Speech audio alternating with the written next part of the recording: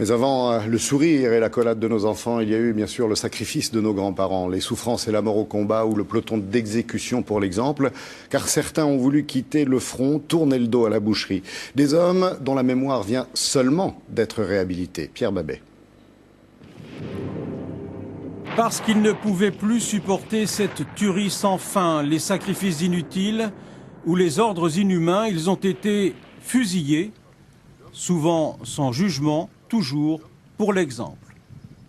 Ces deux sous-lieutenants s'étaient repliés sous la mitraille à bout de force, mais sans ordre, sentence, abandon de poste, peloton d'exécution, 12 balles françaises.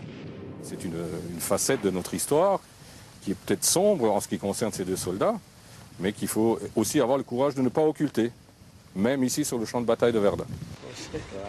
La stèle en mémoire des deux officiers exécutés a été inaugurée il y a une semaine avant ce 11 novembre, avec le préfet, mais contre l'avis du maire de Verdun.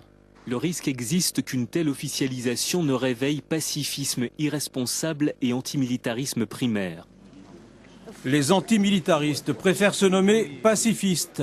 Ils étaient aujourd'hui autour du monument aux morts de Jean Sioux, une inscription gravée sur la pierre « Maudite soit la guerre ». C'était effectivement des actes de désobéissance, mais avant tout, c'était des actes d'obéissance à la vie. Félix Baudy avait désobéi, il a été exécuté pour l'exemple et inhumé à Jean Sioux. Pour ce 11 novembre, des rassemblements pacifistes un peu partout en France, la Ligue des droits de l'homme demande une commission indépendante pour réhabiliter tous les fusillés pour l'exemple. Beaucoup l'ont déjà été depuis longtemps, d'autres pas du tout ou pas encore. Les soldats exécutés venus des colonies, notamment.